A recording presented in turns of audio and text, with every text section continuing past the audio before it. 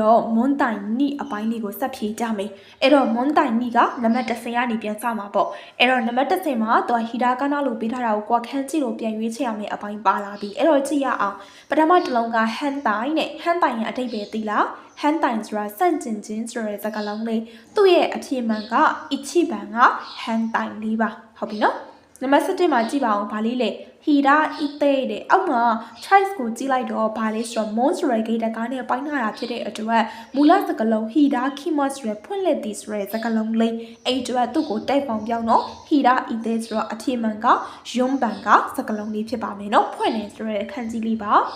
နံပါတ်7မှာကြည့်မယ်ဗာလေးလေအခါဤဆိုတဲ့အနီရောင်ခန်းကြီးရှာကြည့်ပါအောင်အနီရောင်ကစံပန်မှာရှိပါတယ်အခါဤအနီရောင်ပြီးရင်နံပါတ်73မှာဟာရှိသေးတဲ့ဟာရှိသေးဆိုတာကဟာရှိဒီမှာဆိုရပြီးဒီဆိုရခန်းကြီးလေးအဲ့တော့အဖြစ်မှန်ကဘယ်လောက်ဖြစ်မလဲ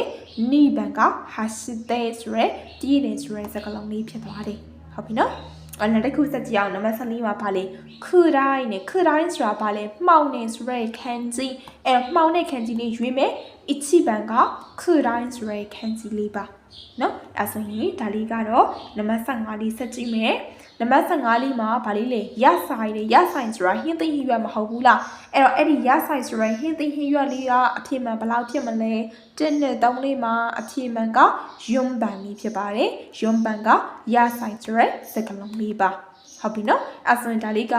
မွန်တိုင်အချီနဲ့မွန်တိုင်နိအပိုင်းနဲ့ကိုတေးချလို့တက်ဖို့အယုံဆုံးပါလေခန်းကြီးကိုတစ်နေ့တစ်ခေါက်လောက်တော့